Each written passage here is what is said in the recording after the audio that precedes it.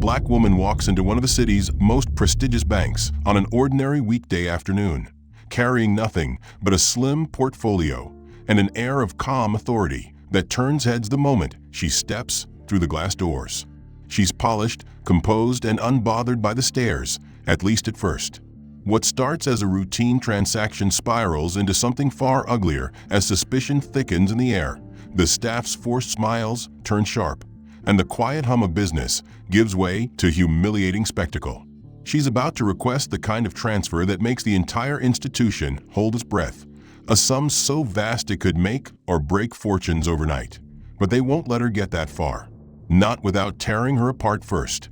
If you're curious about how far this humiliation goes, how it backfires spectacularly, and what it really means to dismantle cruelty in plain sight, stick around. Don't forget to like, subscribe, and drop a comment about where you're watching from. I want to know what you think about the choices she makes when the power finally shifts. Celeste Vaughn pushed through the heavy glass doors of Westward First Bank, feeling the sharp shift from brisk fall air to the sterile chill of the cavernous lobby. The echo of her Italian leather heels on polished marble seemed to announce her presence with every measured step. She was dressed in a tailored charcoal suit, subtle pinstripes pressed so sharply they could cut glass, and a dove-gray silk blouse that exuded quiet authority. She carried a black leather portfolio embossed with a small, elegant crest of her firm, a mark of old money minimalism designed to project competence without arrogance. She paused just inside the entrance, exhaled slowly, and reminded herself she belonged here. The bank was quiet in that tense, middle-of-the-day lull, only the low murmur of conversations and the faint hiss of air conditioning breaking the hush. Customers sat in neat lines of chairs or stood in small knots near the rope dividers, casting curious or indifferent glances. Celeste walked calmly toward the counter labeled Corporate Transactions, eyes focused, posture straight. Behind the gleaming glass and polished brass counter sat Marcy Brewster. She wore the bank's uniform, a tailored navy blazer with the westward crest over her heart, a pristine white blouse, and a discreet string of pearls. But the professionalism stopped at her uniform. As Celeste approached, Marcy's eyes flicked up, took her in, and then slid back to her screen, face blank for a beat too long. Then the corners of her mouth lifted into a too-tight smile that didn't touch her eyes. "Good afternoon," she sang in a tone one shade too cheerful to be polite. She held the greeting out like a trap. Celeste matched it with her own smooth nod. "Good afternoon. I'd like to process a corporate transfer. I have all of the documentation prepared." She set the slim black portfolio gently on the counter and opened it to reveal carefully arranged forms, corporate letterhead crisp and unmistakable, signatures lined in precise black ink. Marcy's smile froze.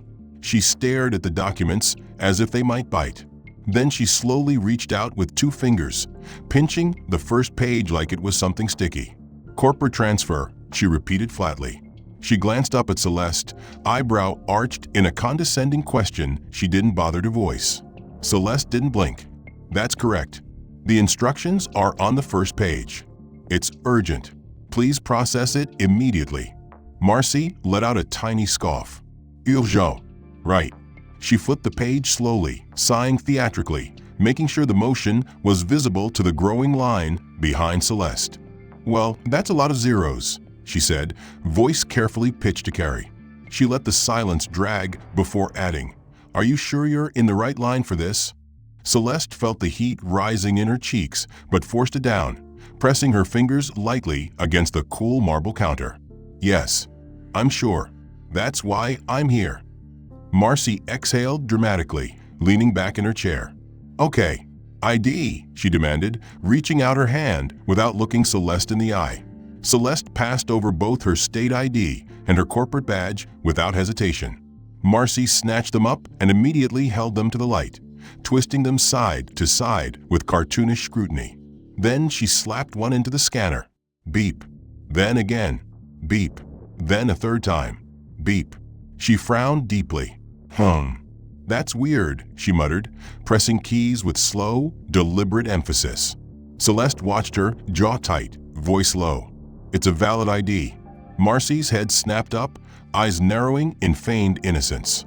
"Oh, I'm sure you think it is," she chirped. Then she turned slightly to the next teller over, Jenna, and stage whispered, "Hey, Jenna, can you take a look at this? Big time transfer here. Want to make sure it's not, fake." Jenna shifted uncomfortably, glancing between them, clearly not wanting to get involved. Marcy didn't care. She had the crowd's attention now. She smirked at Celeste, eyes glittering with mean delight. You'd be amazed how many people try to pass off this stuff. The line behind Celeste rustled, a low wave of muttering and shifting feet. Someone cleared their throat pointedly. A man in a windbreaker mumbled, "Figures." Celeste's spine stiffened. She kept her voice razor sharp and calm. "The documentation is complete. Please do your job." Marcy blinked slowly. "Oh, I'm doing my job," she said.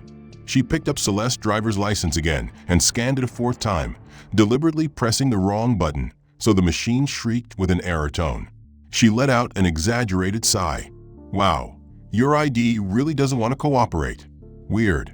Celeste's fingers curled against her thigh. She forced herself to keep her voice even. "Is there a manager available?" Marcy's mouth twisted into a mock polite pout. "Oh, you want to speak to Clyde? Of course. He loves helping with special cases." She pressed the intercom button and spoke in a syrupy voice that barely hid the venom. "Clyde, can you come to window 3? I've got someone trying to do something unusual." Celeste heard the hush spread through the lobby like a cold wind.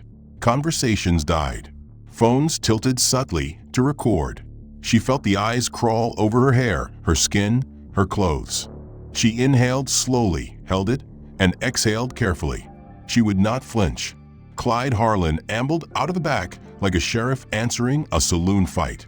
He was thick around the middle, hair salt and pepper, but with none of the dignity, face fixed in a permanent smirk of easy authority. He stopped at the counter and looked Celeste up and down in one slow, heavy sweep. "What's the issue here?" he drawled. Marcy put on her best innocent damsel face. "This customer is trying to do a massive corporate transfer," she said with a faint tremble of concern. "I just wanted to make sure everything was, legit." Clyde's gaze settled on Celeste like a weight. "Corporate transfer, huh? Big numbers." He gave a single, humorless bark of laughter. "And you're in such a rush today." Celeste met his eyes, cold and unblinking. "The documentation is there. I've followed your process. I expect it to be processed." Clyde chuckled like she told a good joke. "Oh, I'm sure you do." He flicked a hand at Marcy. "Double check it. Triple check it. Can't be too careful these days." He turned away dismissively. Already done with her. Marcy spread the documents out across the counter like they were filthy rags she didn't want to touch, shaking her head as she read. "Look at these numbers," she murmured, voice designed to carry. "You ever seen anything like this?" Honestly, she would not shrink. Marcy cleared her throat theatrically, fingers drumming on the desk in a syncopated rhythm of condescension. "So," she said, drawing the word out with malicious relish, "you say you want to make this urgent corporate transfer." Her eyes flicked over the pages again, settling on the line with the intended amount, her lips curling. "That's a lot of zeros. Sure you're in the right place?" The words weren't a question. They were an accusation. The line behind Celeste fell uncomfortably silent for a moment. Even the quiet hum of the HVAC seemed to pause in anticipation. Celeste let the words hang between them for a beat before answering, her voice flat but edged with steel. "Yes, I'm sure. That's why I came prepared." She gestured at the packet, fingers steady despite the adrenaline spiking through her system. "Everything is in order. Please process it." Marcy didn't touch the documents this time. Instead, she leaned back in her chair, crossing her arms, her eyes narrowing to gleeful slits. "Look, I'm just saying, people get ideas. Big ideas. Doesn't mean they can just walk in and move that kind of cash." She gave a quick glance to Jenna at the next window, who shifted awkwardly but said nothing. Celeste held Marcy's gaze unflinchingly. "I have authorization. The documentation is correct. And I am a corporate officer empowered to make this transaction." Her words were clipped, precise, each one weighted like a gavel hitting wood. Marcy snorted, the sound ugly and dismissive. She glanced down at the bank system terminal, her fingers dancing mockingly over the keys without entering anything of substance. She pretended to type, then shook her head. I dunno. See, this system doesn't just take anything. We can't just move billions for anyone, especially with these print-at-home papers. She pushed the portfolio back across the counter with 2 fingers, as though it were something filthy. It made a quiet scraping sound that felt deafening in the quiet bank lobby. Celeste inhaled deeply, fighting the heat building in her chest. She refused to give Marcy the satisfaction of seeing her flinch. That is not print at home. It's company letterhead with notarized signatures. That is a binding corporate directive. I expect you to treat it accordingly. Marcy blinked slowly, then let out a little laugh that was all venom and no humor. Oh, big words. You practiced those before you came in? The corner of her mouth twitched in amusement.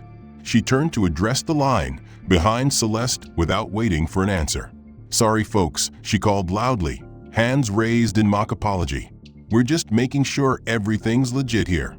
We don't want to let anyone move funny money today.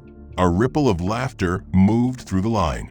Not all of them joined in. Some just looked away, embarrassed, but enough did to send a flush of rage to Celeste's ears. She forced herself to stand perfectly still. She would not give them the spectacle they wanted. She would not be reduced to the angry black woman stereotype they were so clearly trying to provoke. Marcy turned back to her, the performative apology dropping away like a mask. She leaned forward slightly, voice lowered but dripping with hostility. Look, I'm trying to help you here, but you can't just waltz in with a pile of random papers and expect us to move what? She glanced at the figure again, reading it slowly, deliberately, so the line could hear. $2,800,000,000. Is that right? She barked a cruel little laugh, shaking her head. Yeah, okay, sure. Happens every day. Celeste felt her heart thud painfully against her ribs. She swallowed hard, voice steady but quiet. That is exactly the figure. That transfer is necessary for a time-sensitive acquisition. Any delay costs my company real money. Marcy snorted again. Your company, she repeated, adding air quotes with her fingers. Look, lady, anyone can download a logo, slap it on a Word doc, and play pretend CEO. Doesn't mean we're gonna just take your word for it. She shoved the folder even farther across the counter until it nearly fell off. Celeste's hand shot out to stop it from sliding to the floor. Her fingers clenched around the edge of the portfolio. She let it rest there for a moment, the leather cool against her palm. She looked Marcy dead in the eye. You will process this, or you will escalate it to your manager. Now, Marcy's face hardened, the fake cheer gone entirely. She leaned back in her chair, arms crossed, voice lowering to a cold, flat challenge. Oh, I'm happy to get Clyde, but I'll tell you what he's gonna say. He's gonna say we can't just accept random paperwork from someone who can't prove they have the authority to move a national budget. She gave a tiny smirk. So sure, let's waste his time. Without waiting for Celeste to respond, Marcy pressed the intercom button on her headset, her voice flipping instantly back to bright and official. Hey Clyde, got a complicated one here. Might need you to take a look. She's claiming corporate authorization for a giant transfer. She stressed the words for the lobby to hear. Celeste heard another quiet laugh from the line behind her. A woman cleared her throat and muttered, Jesus. Some people. Clyde's eyes settled on Celeste immediately, performing a slow, deliberate scan of her from her neatly pressed blouse to her polished shoes to the leather portfolio she clutched in one hand. He let the silence hang just long enough to make sure everyone was paying attention. Then he smiled, a thin, oily expression that seemed designed to soothe and belittle at once. Good afternoon, ma'am, he drawled, the endearment landing like an insult. Celeste didn't flinch, though she felt the heat burning in her chest. She met his gaze coolly. Good afternoon. Your teller seems to be having difficulty processing a corporate transfer despite all the correct documentation being provided. I'd appreciate your assistance in completing it. Clyde gave a slow blink, as if he needed time to process the words. Then he nodded with theatrical understanding. Ah, I see. A corporate transfer. Very important business. Big numbers, I hear." His smile widened but didn't touch his eyes. He leaned slightly on the counter, dropping his voice to a mock-gentle tone that carried through the lobby with crystal clarity. "Now, ma'am, let's not make a fuss. We wouldn't want to see you make any bad decisions today." A murmur rippled through the line behind Celeste. She felt a vein in her temple begin to throb, but forced her expression to remain neutral. She spoke slowly, carefully. "It's not a bad decision to expect a bank to process an authorized corporate transaction." Clyde nodded sagely, eyes twinkling with condescension. Of course. But you know, these things can be tricky. We can't just move this kind of money for anyone who walks in." He flicked a glance at Marcy, who giggled softly and covered her mouth. Celeste's fingers tightened around the edge of the portfolio. She spoke through her teeth. "I have ID. I have corporate authorization. The letterhead is notarized. You have no grounds to refuse this." Clyde's smile didn't budge. If anything, it grew, as though he were enjoying the challenge. "Well, let's just see what the fraud prevention team thinks, shall we?" He leaned over the desk and tapped a button on the bank's old-fashioned speakerphone system. A high-pitched beep cut through the air. Clyde spoke clearly and slowly, making sure every single word echoed in the lobby. "Fraud prevention? Hi. Yes, this is Clyde at Main Street branch. I've got a customer here. She's trying to move what, Marcy? $2.8 billion? Yeah, $2.8 billion. He let out a short bark of laughter and shook his head, rolling his eyes toward Marcy, who snickered openly now. The speaker crackled to life. "That's quite a sum. Do you have credentials?" Clyde glanced back at Celeste, his expression faintly apologetic. "Well, she says she does," he replied loudly. "But she seems a little agitated, uncooperative, insists we move it immediately. Says it's time-sensitive but won't take no for an answer." Celeste felt the words like physical slaps. She drew a slow, ragged breath and forced herself to speak in a voice that felt like it had been dipped in ice. "I am not agitated. I am insisting that you do your job. There is a difference." Clyde didn't even turn off the speaker. He looked at Marcy and winked. "Fraud prevention? You catching this?" A new voice crackled in. "You might want to hold her there while we verify." The phrase seemed to hang in the air like poison. Clyde smiled wider, eyes locking on Celeste with an almost delighted malice. "Oh, we'll definitely hold her. No worries there." Marcy laughed out loud, unable to help herself. "Don't want her slipping out the door with all that funny money," she said, miming quotes in the air. Clyde finally turned back to Celeste and dropped his voice, dripping with false kindness. "Ma'am, I really think you should take a seat. This could take a while. We wouldn't want you to get any ideas about leaving." The meaning was clear. The threat wasn't even thinly veiled. Celeste felt a fresh wave of heat crawl up her neck. She glanced back at the lobby and saw phones tilted her way, customers shifting to get a better angle. A couple of teenagers snickered quietly. She could see the glow of a camera light, someone recording for social media. Clyde watched her absorb it all, savoring every second. He folded his arms and stood a little taller, satisfied with his power. Marcy pretended to organize the documents again, pushing them back and forth on the counter with deliberate carelessness, so they crumpled and dog-eared slightly. Celeste's jaw worked. Her fingers trembled once before she stilled them. She spoke with lethal softness. "What you're doing is discrimination." Clyde's eyebrows rose theatrically. "Oh my, discrimination? Let's not play that card now. It's policy, fraud prevention.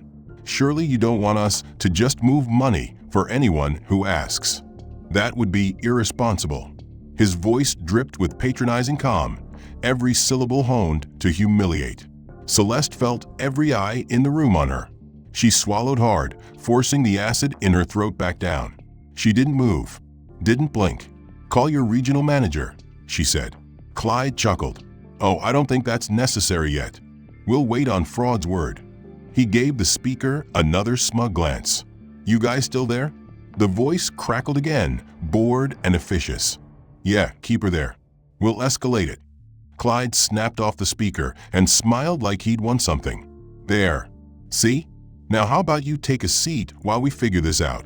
He gestured grandly at the small, uncomfortable-looking chairs against the lobby wall, the ones with gums stuck underneath and an excellent view of everyone else in line.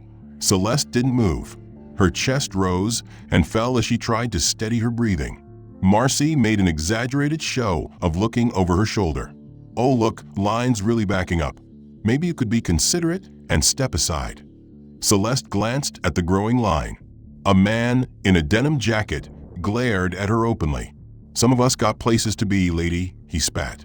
She picked up the bank's old corded phone with an exaggerated flourish, pressing buttons slowly so every beep punctuated the hush that had fallen over the waiting customers. Celeste didn't move, but her heart thumped painfully in her chest. She watched Marcy cradle the phone to her ear, her lips already curling with practiced disdain. "Hi, this is Marcy at Main Street Branch," she began in a tone that was falsely polite, the edges sharp as razors. She paused dramatically, eyes flicking to Celeste before she continued. "Yeah, I need to confirm a suspicious transaction. Black female, early 40s, says she's some CFO." She waited, then let out a little disbelieving laugh. "Yeah, can you believe that?" Her voice dripped with a cruelty so casual it made Celeste's stomach twist. The words echoed through the room like an accusation, the words black female, ringing louder than any bank chime. A woman in line covered her child's ears. A man 2 places back let out a bark of laughter that he tried to smother with his fist. Celeste felt her nails digging crescents into the leather of her folder. She forced herself to breathe through her nose, fighting the impulse to lunge across the counter and rip the phone from Marcy's smug grasp. Marcy listened for a second longer, her face taking on a look of practiced confusion. "Oh, well, she's claiming it's urgent. Like hundreds of millions, actually billions." She emphasized the last word as though it were the punchline to a joke, drawing a few muffled snorts from the line. She held the phone away from her ear slightly, just so her next words could be heard clearly by anyone paying attention. "Yeah, she's being really difficult. Says she won't leave until we process it." "Uh-huh. No, she's not cooperating at all." She's raising her voice now. Celeste hadn't said a word, but Marcy's lie hung in the air, sticky and damning. She watched Marcy's mouth twist into a small, satisfied smirk before she added, "Yeah, you might want to flag this one." She slammed the phone down into its cradle a little harder than necessary, causing the plastic to rattle. She didn't even bother to look at Celeste as she announced in a bored voice that nonetheless carried across the lobby, "Okay, they're flagging the transaction. It's on hold." Celeste finally found her voice, low and vibrating with rage she fought to contain. "That was not a legitimate confirmation call. You misrepresented me. You lied outright." Marcy let out a small bark of laughter, waving a dismissive hand as if shooing a fly. "Oh, please, don't be dramatic. It's called due diligence. We're just protecting our customers." Celeste's mouth opened, a retort forming in her mind, but Clyde held up a finger in mock caution, his expression the picture of patronizing calm. "Ma'am," he said in a warning tone that seemed designed to infantilize her, "let's keep our voices down. We don't want to alarm the other customers." The word alarm sent a chill down her spine. It was a dog whistle everyone in the lobby could hear. Marcy leaned back in her chair, folding her arms over her chest triumphantly. She didn't bother hiding the glee on her face. Celeste forced her jaw to unclench enough to speak. "Call your regional manager. Now." Clyde raised an eyebrow as if surprised by her gall. Then he let out a theatrical sigh and turned toward Marcy. "Call security." Marcy practically bounced in her chair as she picked up the receiver again, but this time she didn't bother hiding anything. She spoke loud and clear, relishing every word. "Hi, yeah, security? We've got a situation up here. Customers refusing to leave, insisting on pushing through a flag transaction." She's becoming confrontational. Celeste flinched as the words hit her like thrown stones. She could see the security camera on the ceiling turn slightly, zooming in on the unfolding scene. She could feel her heart hammering against her ribs, the heat of shame crawling up her neck, but she would not look away. She would not back down. The lobby had gone utterly silent except for Marcy's theatrical conversation. Even the soft classical music piped in over the speakers seemed to have faded. A mother shifted uncomfortably in her seat, pulling her small son closer to her side. The boy twisted around and asked in a loud, curious voice, "Mommy, is she stealing?" The mother shushed him frantically, glancing around as if hoping no one heard, but the words had already landed like a punch to Celeste's gut. Clyde saw the child's question land and didn't even bother hiding the smug satisfaction on his face. He gave Celeste that same sickeningly patient smile. "Ma'am," he said, voice dripping with false warmth, "I'm going to ask you nicely one more time to step aside while we sort this out. We wouldn't want things to get uncomfortable." Celeste's lips parted. She wanted to scream at him. She wanted to tear up the documents, slam them down, demand that they read them, recognize them for what they were. But the words turned to ash in her mouth. She closed it again, breathing hard through her nose. Her eyes locked on Clyde's in a battle of pure will. The door at the side of the lobby opened with a quiet hiss, and 2 uniformed security guards stepped in, moving with professional calm that only made it worse. They approached without hurry, but with unmistakable purpose. One was a tall, broad-shouldered man with a shaved head, the other a stocky woman with her hair in a tight braid. Their eyes flicked from Clyde to Marcy and then finally settled on Celeste. Clyde didn't even have the decency to look uncomfortable. "Ah, perfect timing," he said, gesturing lazily. "Could you just stand with our guest here while we verify everything?" The male guard nodded. He didn't say anything, didn't need to. He just planted himself squarely at Celeste's side, close enough that she could feel the heat radiating from his body, close enough that everyone in the lobby could see the clear threat implied by his presence. The woman guard mirrored him on her other side. Celeste felt trapped between them, as though they were walls closing in. She refused to look at either of them, her eyes fixed straight ahead. She felt her breathing go ragged for a second before she forced it even again. She could feel her pulse throbbing in her temples, the taste of copper on her tongue. Clyde spread his hands in a gesture of helpless reasonableness. "Look, ma'am, we have procedures. We can't just let you walk out with that kind of money." His voice was thick with condescension. "We have to protect the bank, protect all our customers." Marcy let out another of her ugly little snickers. "Yeah, you understand, right? We can't just let anyone process transactions like this."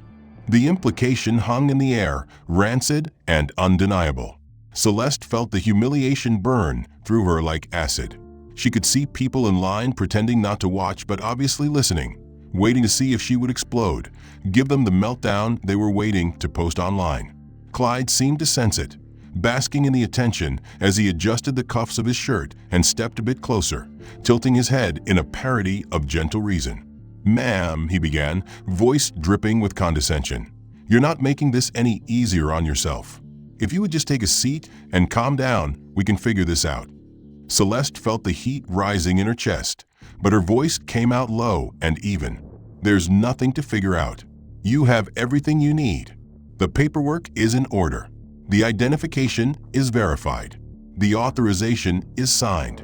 Marcy let out a short, sharp laugh behind the glass. "Oh my God, listen to her," she muttered, just loud enough to carry. "Acting like she's royalty or something. Probably printed those documents at Kinko's this morning." The security guard on her left shifted subtly, closing the distance by a fraction of an inch. Celeste refused to move. She kept her eyes locked on Clyde, even as the mocking laughter from Marcy pressed against her like a physical force. Clyde raised his hands in a mock calming gesture, the movement practiced, rehearsed.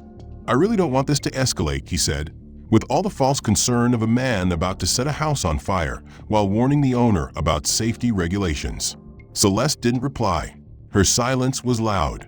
It vibrated with fury she refused to voice because she knew that was what they wanted. They wanted her to lose it, to shout, to confirm the image they were so carefully constructing in front of the entire room. She wouldn't give them that. But Clyde was undeterred. He turned slightly, speaking to Marcy while keeping his eyes on Celeste. "Call the police. Tell them we have a non-compliant customer refusing to leave after attempting a suspicious transaction." Marcy's face lit up. She picked up the phone with glee, dialing quickly, leaning back in her chair with the casual authority of someone who knew exactly what she was doing. "Hi, this is Westward First Bank, Main Street branch. We have a situation here. Black female, early 40s. Claims she's a CFO trying to move an extremely large sum. She's becoming agitated, uncooperative, refusing to leave." Celeste's jaw tightened so hard she thought her teeth might crack. She felt her breath shortening, anger roaring in her ears like blood. She forced herself to inhale through her nose, slow and steady, refusing to give Marcy the meltdown she was openly baiting. Marcy listened, nodding slowly, eyes on Celeste the entire time, savoring every second. "Yes, please hurry. She's refusing all requests to comply. She's making other customers uncomfortable." Celeste didn't even glance at the line behind her, but she could feel their attention like heat on her skin. She knew there were people nodding, shifting uncomfortably, anxious to see what would happen. And she knew some were eating it up, delighted at the public spectacle. Clyde crossed his arms, the satisfied overseer. "You see? This is what happens when you don't want to cooperate," he chided, voice pitching lower, for her ears alone. "You brought this on yourself." Celeste refused to break eye contact. "You know exactly what this is," she said quietly. Clyde smirked. "Bank policy." The doors whooshed open with a hydraulic hiss that seemed unnaturally loud.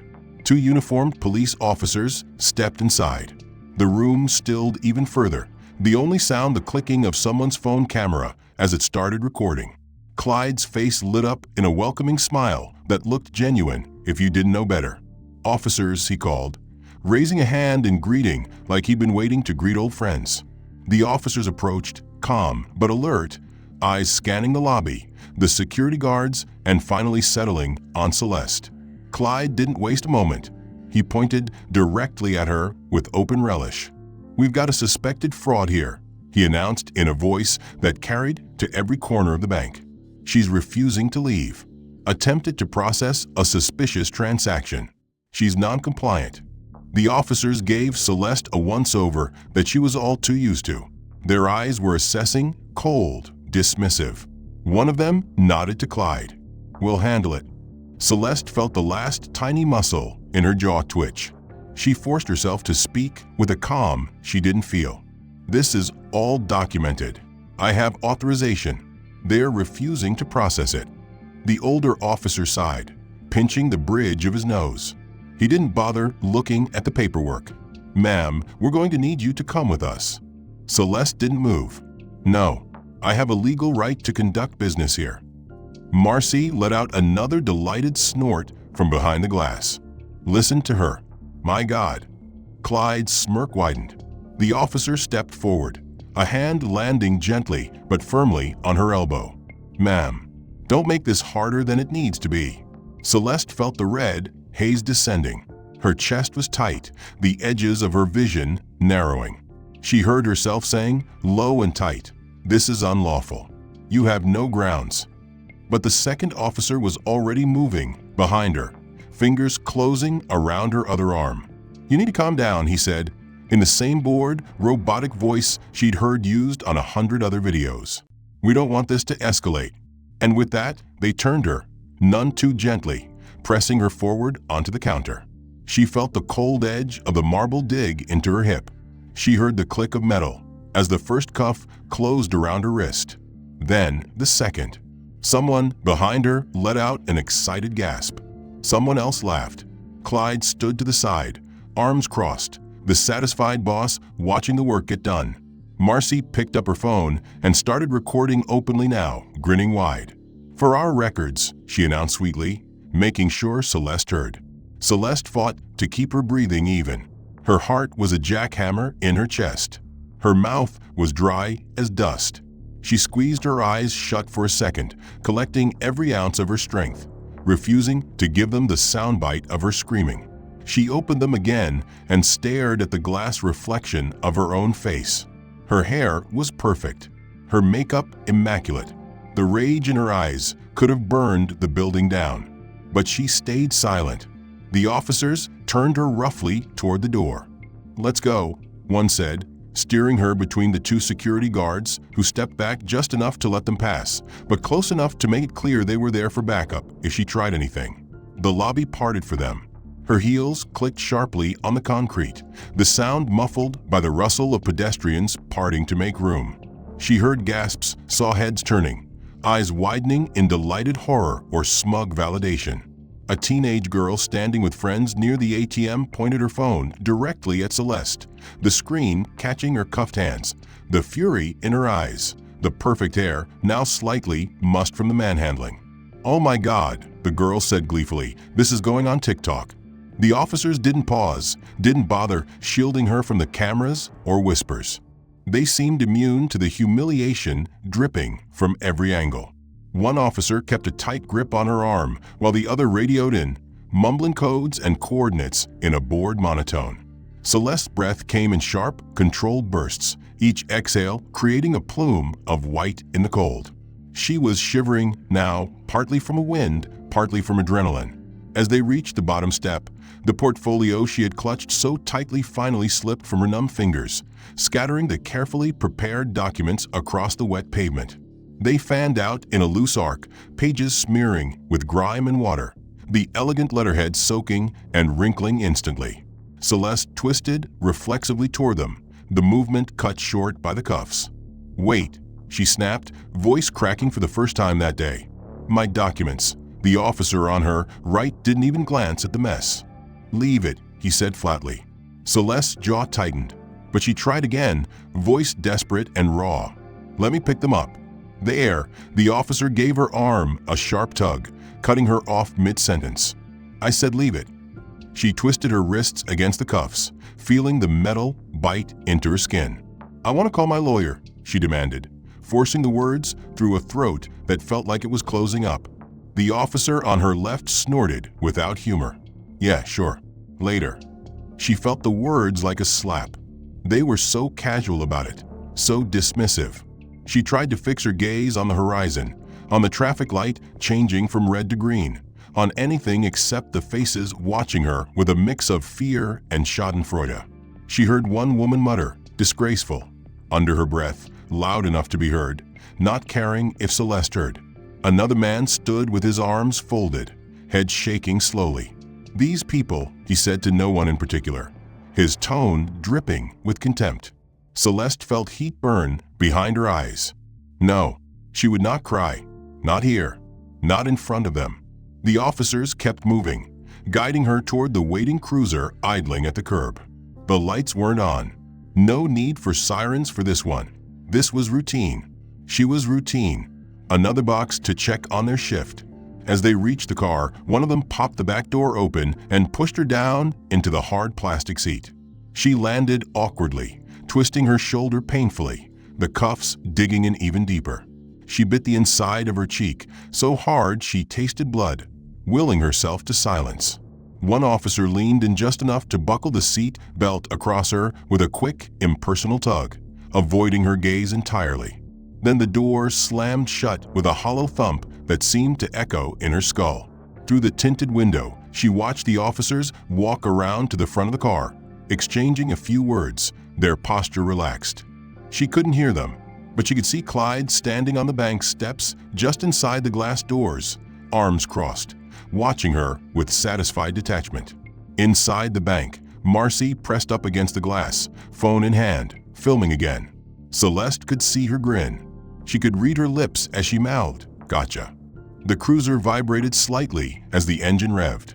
She turned her head away from the window, refusing to watch them gloat. She closed her eyes and inhaled slowly, counting in her head. 1, 2, 3, 4. She didn't get to 10 before the first tear escaped, hot and humiliating against her freezing cheek. She scrubbed it away with her shoulder, twisting painfully in the cuffs. She thought of her company's boardroom, the sleek black conference table, the frosted glass doors that had her name in tasteful lettering. Dr. Celeste Vaughn, Chief Financial Officer. She thought of the hours spent reviewing this very transaction, the layers of approval, the double and triple verification, all to avoid exactly this sort of delay. She could hear the officers outside the door talking in low, bored voices, occasionally laughing at jokes she couldn't make out.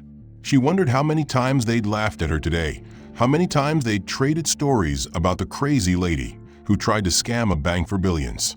She sat unmoving, every muscle locked tight, determined not to give them the satisfaction of seeing her break. When they finally released her, no charges, no apologies, just a curt "you're free to go," she collected her ruined portfolio and walked out of the station with her head high and her eyes forward, ignoring the sidelong glances from the desk sergeant and the young cop smirking as he filled out paperwork. Outside, the late afternoon light was a bleak, pale gray that matched her mood. She called her lawyer immediately. She didn't raise her voice once, didn't curse, didn't sob.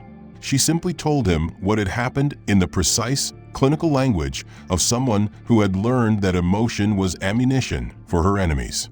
He didn't interrupt. When she finished, there was a long pause on the line. Then he exhaled. "Understood," he said. "I'll take care of it."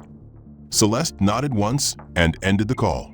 Then she walked 3 blocks to the small hotel suite she'd rented for this trip. She didn't trust herself to go home yet. She stripped out of her suit, careful not to rip the expensive fabric even though she wanted to tear it from her skin.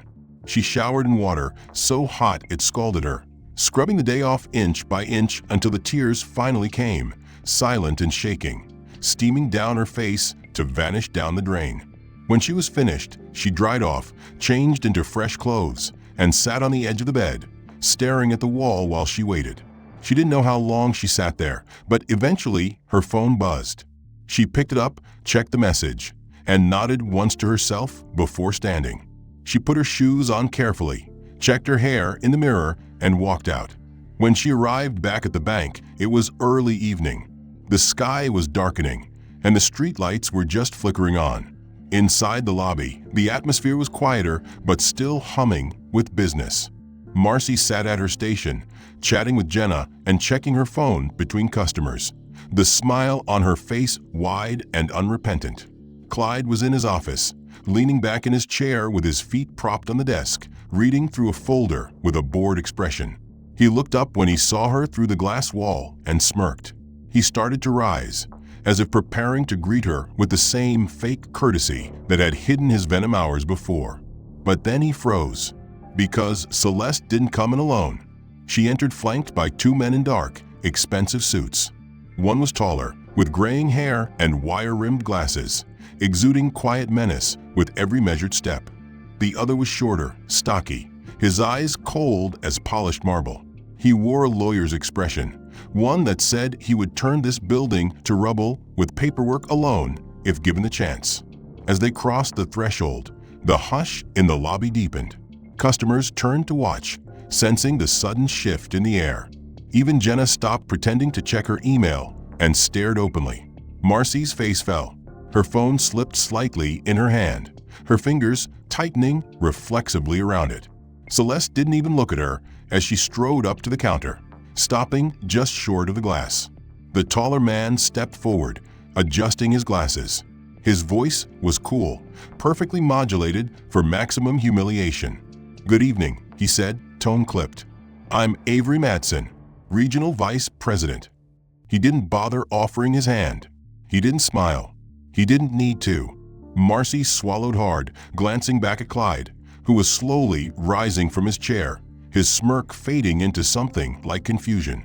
Avery continued as if Marcy hadn't spoken. "We're here on behalf of Dr. Celeste Vaughn." He turned slightly, gesturing to her with one hand, like presenting a queen. "Acting Chief Financial Officer of the holding company that owns this institution." Marcy's mouth fell open. Jenna let out a quiet gasp. Clyde, halfway out of his chair, froze completely. Avery didn't pause to let it sink in. "She controls all scheduled corporate transfers, including the $2.8 billion you refused to process today." His voice was calm, precise, the words landing like hammer blows. "She was unlawfully detained, humiliated in front of your customers, and forcibly removed from this property in handcuffs after presenting fully verified corporate documentation." He said it so evenly that it didn't even sound angry. It sounded final. A judgment passed down. Clyde's face was pale now, his mouth opening and closing like a fish. He tried to step forward, but the stocky lawyer blocked him with a subtle shift of his stance. Marcy's eyes darted back and forth wildly. "I didn't know," she stammered. Avery ignored her completely. He turned to Celeste instead. "Dr. Vaughn, would you like to speak?" The sound made Marcy jump. She dropped her pen a third time, fingers trembling so badly she couldn't get a grip on it. She bent to retrieve it, knocking over her own nameplate, which clattered to the floor, the plastic cracking. The noise echoed like a gunshot in the tense silence. Clyde cleared his throat from the office door, trying to salvage the remnants of his authority. His voice came out uneven, almost strangled. "Now hold on a minute. We don't need to do this here. Let's discuss this like professionals. In private." Avery didn't turn. He didn't blink. His voice remained cool, even merciless. "We'll be doing this here. In public, where you made your choices." Clyde's mouth snapped shut, jaw working as though chewing over all the fights he wanted to pick and couldn't. He sagged back against the frame of the office door, arms folding defensively. Marcy's breath came in fast, shallow pants. She tried to speak, but her voice cracked on the first syllable. She coughed and tried again, weaker now. I was just following policy." Celeste's eyes flicked to her like twin blades. The words died in Marcy's throat. Celeste turned her gaze to the documents on the counter. They were smeared with water stains and dirt from the sidewalk where they'd fallen, but the crisp letterhead still showed through. Her fingers moved with slow, deliberate precision as she laid them out one by one, smoothing them flat against the counter, as if she were preparing exhibits in a courtroom. Avery didn't move to help. He just watched. The lawyer did the same. The security guards who had flanked her earlier had retreated to the walls, eyes averted but faces pale. Even the other tellers had stopped pretending to work. Jenna's mouth hung slightly open, her fingers frozen on her keyboard. Celeste took her time. She set down the authorization letter, the internal compliance memo, the wire transfer request. She straightened them until they were perfectly aligned, ignoring the smears of dirt and blood where her wrists had rubbed raw against the cuffs. When she finally spoke, her voice was low but perfectly clear, every syllable a sharpened spike. "For the record," she said, turning her head slightly so the nearest security camera could catch the words, "this was a scheduled, authorized corporate transfer. Approved by the board. Double-signed. Notarized. Documented." She pointed at the authorization letter with one long, steady finger. "This was presented to you." Her eyes moved to Marcy, who was now openly crying, tears streaking her carefully applied makeup. Celeste didn't flinch. "You refused to process it." She pointed to the second document. "This was verification of my identity and my corporate authority." Her voice didn't shake. "You claimed it was fraudulent. You called me a liar in front of your customers. You summoned security." Marcy sobbed, mouth opening and closing as she tried to find words. Clyde shifted in the doorway, face florid with rage and fear. Celeste's eyes cut to him like a blade. "You authorized calling the police," she continued, not raising her voice but forcing every word to land with weight. "You described me as a threat, as aggressive. You let them handcuff me, in front of everyone." The lawyer at her side held up his own phone, showing the recording. It was from the lobby cameras. It showed Clyde nodding, gesturing, smug. It showed Marcy cackling as the police grabbed Celeste's arms. It showed the customer's wide-eyed fascination, the phones held at waist level to catch it all. Avery cleared his throat, voice calm as ice. "This entire interaction has been preserved for the compliance investigation," he said, almost conversational. "Our legal team will distribute these clips to internal audit, and to external regulators, and to the press if necessary." Marcy whimpered. Clyde finally found his voice. "This is ridiculous," he spat. "You're making a scene. We did our jobs." Avery turned slowly to face him, as though he was a bug under glass. "You think humiliating a senior corporate officer of the company that owns this bank is doing your job?" He didn't wait for an answer. He turned to the lawyer, who produced a thin manila folder and handed it to Avery. Avery didn't look at Marcy as he spoke, opening the folder and sliding a single piece of paper across the counter with slow, precise finality. "Marcy Brewster," he intoned.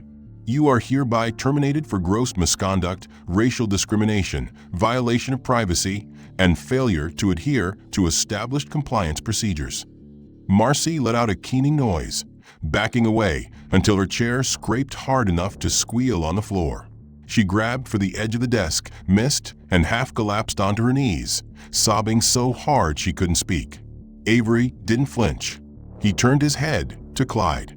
"Clyde Harlan," he continued, producing a second sheet and sliding it in the same exact manner. "You are hereby terminated for authorizing discriminatory practices, failing to supervise staff properly, escalating a compliance-verified transaction into an incident requiring police intervention, and reputational damage to this institution." Clyde's jaw worked soundlessly. He glanced at Marcy, still on the floor. Outside, the city buzzed with normalcy. Cars nosing through dust traffic and pedestrians staring down at their screens, oblivious to the small earthquake that had just rocked this corner of the financial district. Celeste didn't say a word to either man at her side. She didn't have to. They walked her to the black town car idling at the curb, the driver snapping to open the door for her with practiced deference. She paused before stepping in, turning once to look back at the bank's sign in gold lettering. She let the moment soak in. She'd never forget it. She would make sure they didn't either. The ride back to her hotel was quiet. She sat ramrod straight in the back seat, wrists resting in her lap, the skin still rubbed raw from the cuffs. She didn't look at them. She didn't need to. She'd earned those stripes today. She kept her eyes on the window, watching the city blur past, neon and streetlights blooming against the early winter dark. Her phone buzzed once. She glanced at it without touching it. A single message from the legal team. Footage already with internal audit.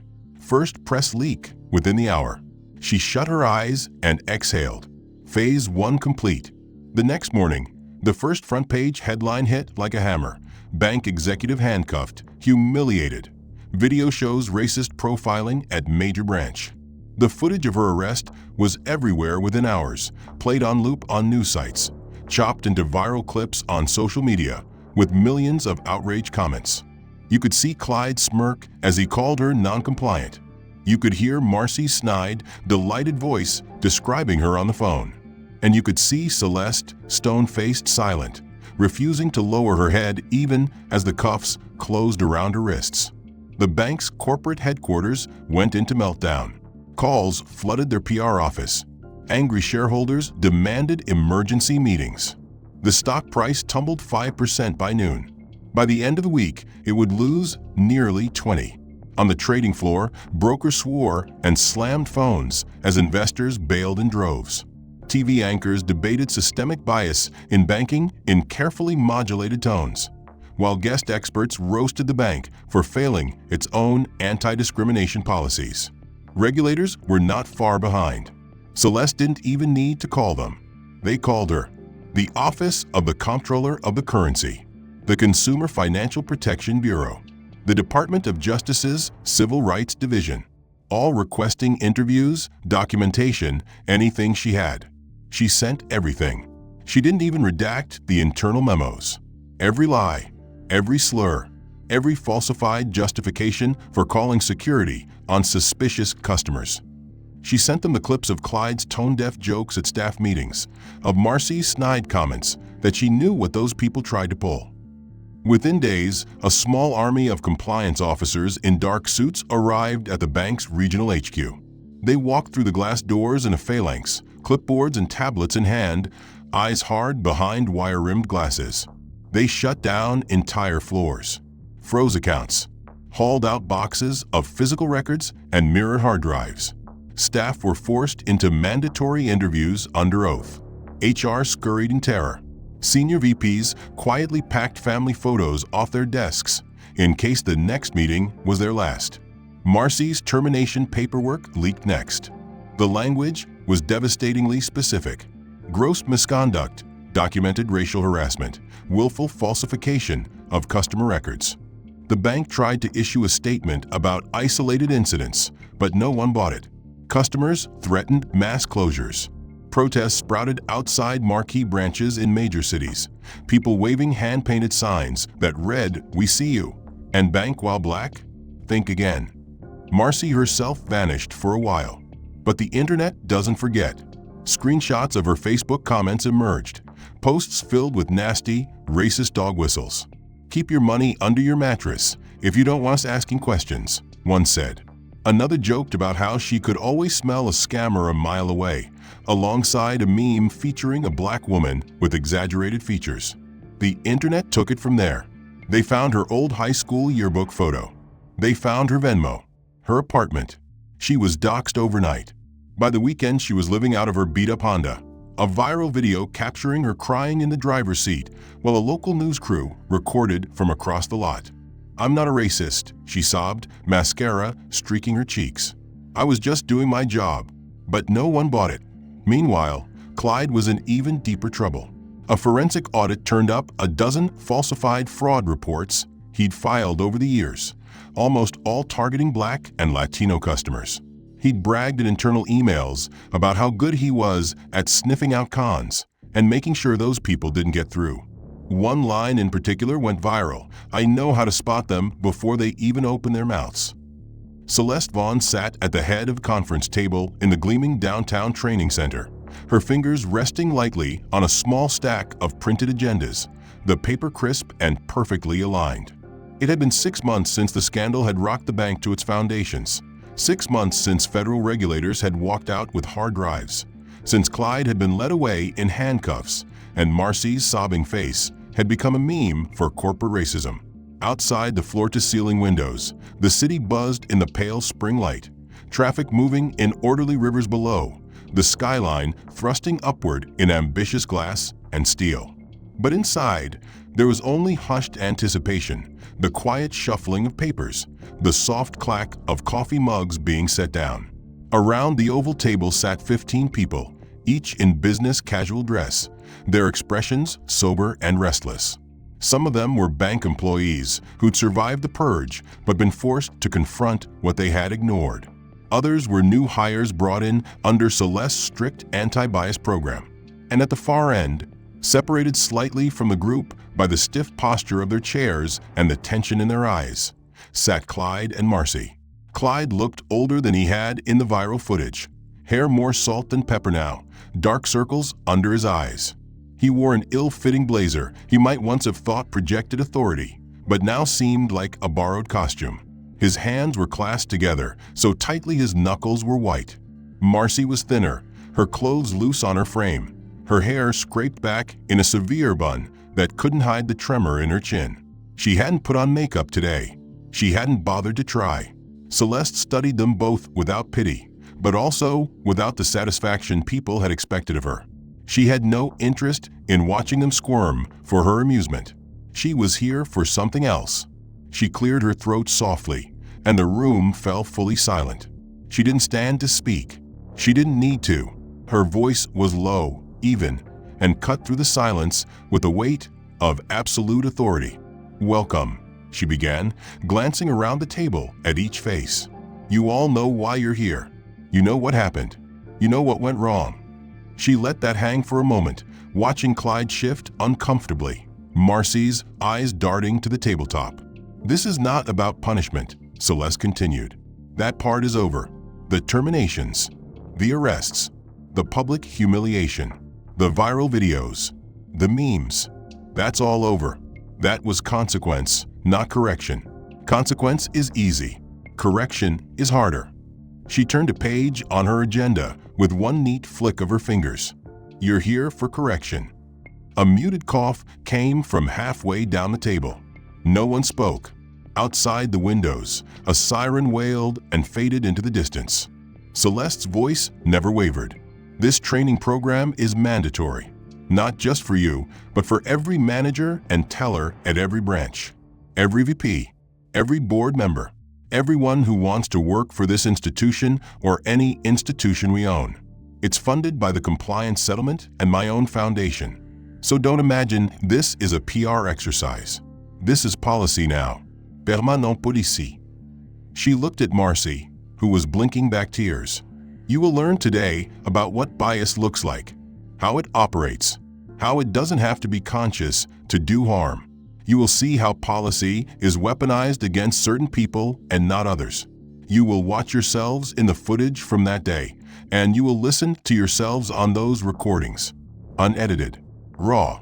Marcy let out a small, broken sound, muffled quickly behind her hand. Clyde's face was beet red, a vein pulsing at his temple. Celeste continued, her voice colder. You will hear the words you used. You will hear the laughter. You will see the fear in the eyes of the people you thought it was funny to humiliate. And then you will talk about it. She let her gaze travel the entire room, pinning each attendee in place. Not to me, to each other, and to yourselves. You will do the work of figuring out what part of you allowed it, encouraged it, rewarded it. The lawyer sitting in the corner, there to witness but not participate, shifted uncomfortably. Celeste ignored him. She gestured at the materials stacked in front of each chair. That's the syllabus. It's not optional. It includes the history of discriminatory banking practices in this country, redlining, loan denials, targeted fees, predatory lending, security calls for no reason. You will know the lineage you are part of, whether you chose it or not. She paused. Her fingers tapped once, precisely, on her own copy of the syllabus. And at the end of it, she said softly, you will record a video, a statement, not for social media, for you, for our archive, a statement about what you did, what you learned, and what you're going to do to make sure it never happens again. She let her words settle in the tense air. Clyde was breathing hard now, visibly fighting to keep from snapping. Marcy was weeping silently, one hand pressed over her mouth to muffle it. Celeste turned slightly in her chair, looking directly at them. Her voice gentled, though it lost none of its precision. You think I don't know how this feels? You think I don't know what it's like to sit where you are? To be forced to see yourself? I do, because this isn't about me getting even. This is about all of us. This is about stopping it before it happens again. She set her hands palm down on the table. Justice isn't punishment. It's change. It's admitting what you did, learning why you did it, promising you will never do it again, and being held to that promise. She watched them both carefully, reading the mix of shame, rage, humiliation. Clyde's mouth worked once, twice. Then he crumpled, letting out a harsh, gasping sob. His shoulders shook. He dropped his face into his hands, the sound ragged and ugly in the quiet room. Marcy reached for a tissue with shaking fingers, smearing her tears across her cheeks. She couldn't look at anyone. Celeste let the silence stretch. She didn't gloat. She didn't smile. She waited until the worst of Clyde's sobbing slowed, until Marcy's breathing even slightly. Then she nodded once, sharp and final. Good, she said. That's where it starts. She lifted her eyes to the rest of the group. You will all leave here knowing exactly what this place demands of you. And if you can't do it, you won't work here. That's the policy. That's the promise. She stood finally, gathering her papers, the quiet authority of a woman who had been humiliated in public, and then rebuilt the rules to make sure no one else would be. She left them sitting there, Clyde sniffling and red-eyed, Marcy wiping at her face, the others watching her with wide, unsettled eyes. She pushed open the conference room door and stepped into the hall, where new trainees waited with their own folders and their own worried expressions.